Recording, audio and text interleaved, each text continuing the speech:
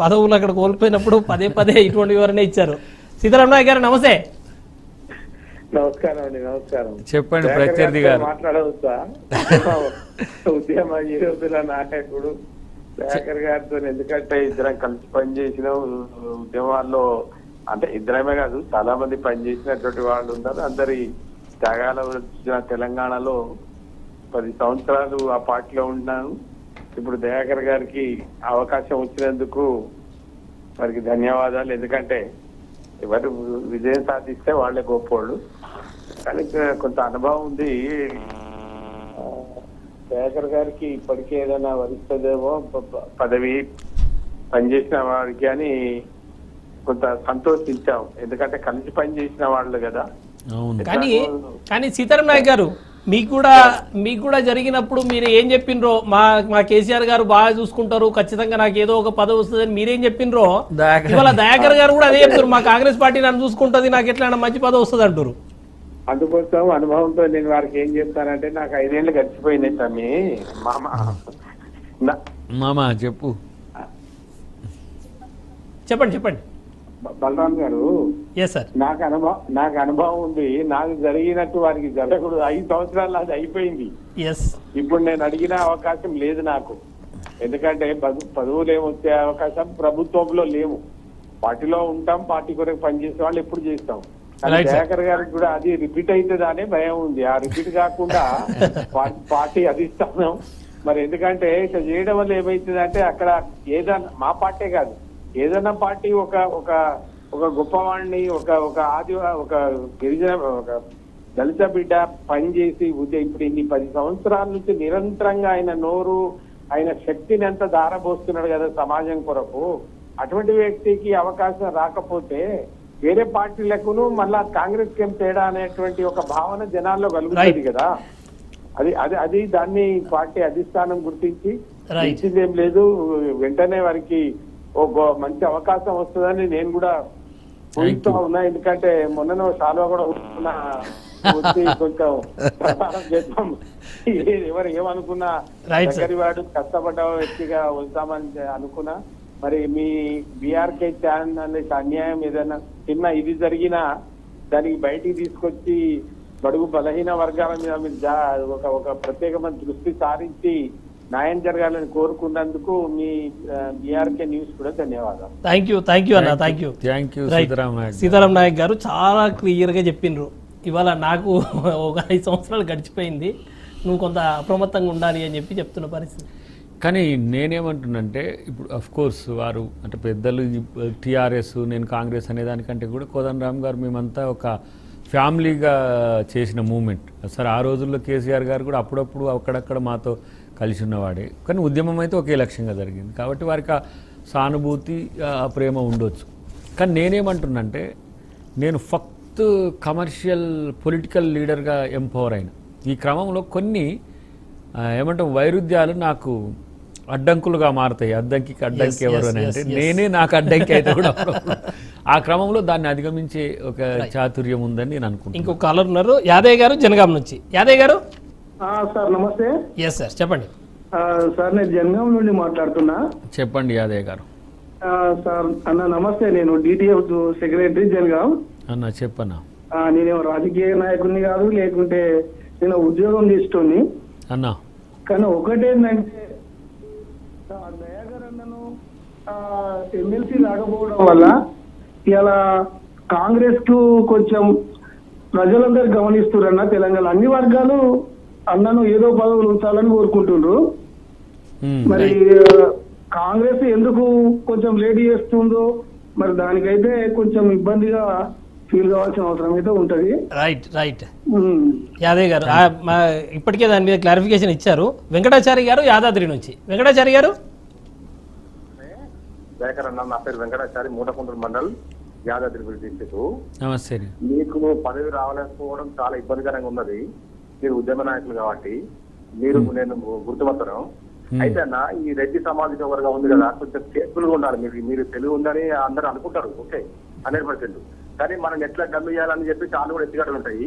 చాలా జాగ్రత్తగా మీరు ఆ మూమెంట్ చేస్తే మాత్రమే బాగుంటది. ఇంకొకటన్నా ఇది ఎంబీబీఎస్ స్టూడెంట్స్ కు స్కాలర్షిప్ రావట్లేదన్నా, అది ఫీజు రిమెంబర్మెంట్. ఓకే, మీరు ఎందుకంటే సీఎం మంత్రి దగ్గర ఉంటారు కాబట్టి అదే కూడా చూడండి. మీకు మాత్రం చాలా కేర్ఫుల్ ఉండాలన్న. మీరు బయట మాట్లాడినట్టు మీరు అక్కడ మాట్లాడాలనుకో చాలా ఇబ్బంది అవుతుంది. ఈ రెడ్డితో చాలా జాగ్రత్త. రైట్ చారి గారు, మొత్తంగా ఒకటి మీరు అబ్జర్వ్ చేసిరో లేదో, రెడ్డిలు, యాదవ్, చారి, మొత్తం దాదాపు అన్ని సామాజిక వర్గాల నుంచి మీకు కాల్స్ వస్తున్నాయి తెలంగాణ వ్యాప్తంగా. మీ మంచి కోరుకుంటున్న వాళ్ళు ఉన్నారు. అవును, అయితే వారు అన్నట్టుగా రాజకీయాల్లోకి వచ్చినాక కులం ఉండదు. ఇక రాజకీయాలు అన్ని కులాలు కలిపి ఉంటాయి. బహురూపులేశాలు వేస్తాం మేము.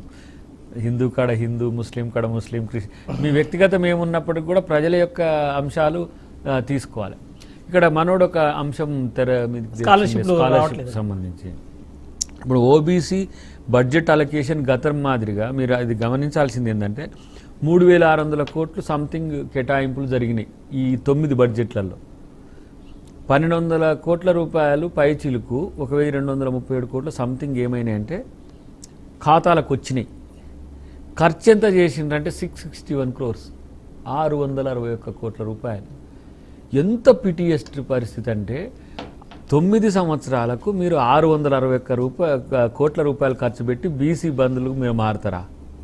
ఇప్పుడు అందుకనే బీసీల కోసం స్పెషల్గా ఉంటాయి. మీకు ఫీజు రియంబర్స్మెంట్ కాదు, స్కూల్స్ ఇప్పుడు ప్రతి మండల్ లెవెల్ ఒక స్కూల్ ఉంటుంది. తర్వాత ప్రతి పథకంలోనూ బీసీల ప్రాధాన్యత పెరుగుతుంది. ఎందుకంటే బీసీ జనరేటెడ్ స్టేట్ కాబట్టి చెప్పే ప్రయారిటీ ఇస్తాం. రైట్, మీరు ఫైనల్గా ఇంకొక ఇదే అంశం మీద మనం ఇప్పటిదాకా అనుకున్నాము. ఇవాళ ముఖ్యమంత్రి హోదాలో రేవంత్ రెడ్డి ఇవాళ దావోస్లో తీసుకున్న నిర్ణయాలు సరే, రాష్ట్రం కోసం మన రాష్ట్రానికి పెట్టుబడులు వస్తున్నాయంటే మనం అందరం సంతోషించాల్సింది. కానీ ఇవాళ మీ మీద రాజకీయ విమర్శలు వస్తున్నాయి. ఒకవైపు రాహుల్ గాంధీ గారేమో అదానికి బీజేపీ దేశమంతా దోచిపెడుతుందని చెప్పి చెప్తున్నారు. మళ్ళీ మీరెందుకు దోచిపెట్టాలనుకుంటున్నారు అదానికి తెలంగాణ రాష్ట్రంలో ఉన్న సంపదను? ఆ దోచిపెట్టే సంపదను తీసుకొచ్చి ఇక్కడ పెట్టుబడులు పెట్టిస్తున్నాం అనుకోరాదు. ఇప్పుడు ఆయన లక్షల కోట్ల రెట్ల ఆస్తులు పెరిగినాయి కరోనాలో కూడా, అంబానీ అదానిలే. దీస్ టూ ఆర్ అంటే మీన్స్ టాటాలు ఈ దేశం యొక్క అస్తిత్వం కొరకు పోరాడిన ఒక స్వాతంత్ర సమరయోధులు. మీరు రతన్ టాటాని చూసినా ఆయన చారిటీని చూస్తే 60% చారిటీని, 100 రూపాయలు సంపాదిస్తే 60 రూపాయలు ప్రజల కొరకు పెడతాడు. సో అది వీళ్ళ దగ్గర లేదు. ఇప్పుడు మేము వాళ్ళకు వచ్చిన చెడు పేరు కాంగ్రెస్ ప్రభుత్వం హయాంలో ఉండే పథకాలకో లేకపోతే ప్రాజెక్ట్స్కో వాళ్ళు చేయాలనుకుంటున్నప్పుడు మేము ఇల్లిసిట్గా కాకుండా ప్రజలకు నేరుగా ఆ వాటికి సంబంధించిన అంటే మీరు రాహుల్ గాంధీ గారిని విభేదిస్తున్నారని చెప్పి ఎందుకు అనుకోవద్దు? రాహుల్ గాంధీ గారు పోరాడేది ఇప్పుడు చెప్తా, అనిల్ అంబానీ యొక్క కంపెనీ ఉంది, ఏది రిలయన్స్ డిఫెన్స్. అది అక్రమంగా దాదాపు నాకు తెలిసి 49,000 కోట్ల రూపాయల రాఫెల్ డీల్లో ఇన్వాల్వ్ అయింది. అట్లనే అంబానీ తక్కువగానే అదానీ కంపెనీలో డొల్లతనం అనేది మీకు ఏది బ్రిటిష్ కంపెనీ ఒకటి బయట పెట్టింది, మీరు చూసిండ్రు. అలాంటి వాళ్ళు ఇక్కడ చేస్తా అంటే ఆ వాటికి ఒప్పుకోము.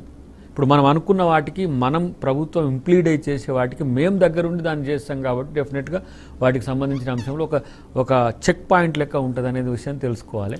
వాళ్ళు కూడా మంచి వాళ్ళు కావాలనుకుంటారేమో, చూడాలి అవుతారేమో చూడాలి. ఇంకా ఎంతకని ఇంత సంపాదించి వాళ్ళు ప్రపంచవ్యాప్తంగా పేరు పొందుతున్నారు కానీ భారతదేశంలో ముద్దాయిలుగా మిలిగినారు. మేమన్నా మంచి చేసి ప్రయత్నం చేస్తాం. మీరు ఫైనల్గా ఇంకొక మాట చెప్పండి. కాంగ్రెస్ బీఆర్ఎస్ అధికారంలో ఉన్న రోజులు మీరు అప్పుల పాలు చేస్తుంది ఈ రాష్ట్రాన్ని, ఈ రాష్ట్రంలో ఉన్న ప్రజలందరి నెత్తి మీద అప్పులు తీసుకొచ్చి పెట్టినరు అని చెప్పారు.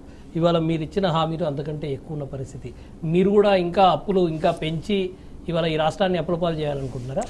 అంటే ఒక 2-3 మినిట్స్లో చెప్తే ఎక్కువ టైం కూడా అనేది ఎక్సీడ్ అయింది కాబట్టి 2,80,000 crores రెవెన్యూ రిసీట్స్ ఉంటాయి ఈసారి.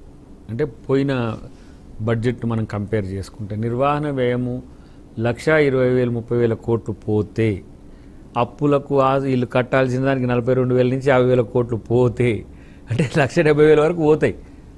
ఇంకో 1,00,000 కోట్ల రూపాయల పైచిలుకు మిగులు అనేది సంక్షేమ పథకాలకి కాదు ఇతరత్ర అంశాలకు కూడా మంచిగా వినియోగించవచ్చు. ఇప్పుడు పొదుపు లేదు ఈ ప్రభుత్వానికి గతంలో, ఏది బీఆర్ఎస్ ప్రభుత్వానికి. దుబారా ఒక చర్చ అయితే అకౌంటబిలిటీనే లేదు పథకాలకు సంబంధించి. ఇప్పుడు ఎంప్లాయ్మెంట్ ఉన్నది, మీరు ఎవరైతే ఇచ్చిన మనం చెప్తే దాని పేరు మీద ఖర్చు చేస్తారు. కొన్ని ఇంకా చాలా మీకు రిస్ట్రిక్టెడ్ అకౌంట్స్ పడబడేది దాంట్లో. ఎవరికి ఏమి ఇచ్చిండ్రో కూడా ఎందుకు ఇచ్చిండ్రో కూడా తెలియని పరిస్థితులు బడ్జెట్ నుంచి నేరుగా కాంట్రాక్ట్ల రూపంలో కాళేశ్వరం పోవడమో, పాలమూరు రంగారెడ్డి రూపంలో ఎక్కువ మొత్తంలో ఎక్సెస్ అమౌంట్ పోవడమో కాదు, నేరుగా ప్రజలకు అందాల్సిన వాటిని ఆపింది. ఇప్పుడు బీసీలకు సంబంధించిన బిల్లు కానీ, ఎస్సీ ఎస్టీ సప్లాన్కి సంబంధించిన అలొకేషన్స్ కానీ, ఇది కాన్స్టిట్యూషనల్ బడ్జెట్, అది మీరు దాన్ని ముట్టుకోవడానికి లేదు, వాళ్ళకే చేయాలి. కానీ వాటిని కూడా నష్టం చేసి ఇంకో విషయం చెప్పాలి. మీరు పదే బీఆర్ఎస్ ప్రభుత్వం మీద అలిగేషన్స్ పెట్టిండ్రు, నిజంగా విచారణ జరిపిస్తారా మీరు? డెఫినెట్లీ డిపార్ట్మెంటల్ రివ్యూస్ జరుగుతున్నాయి.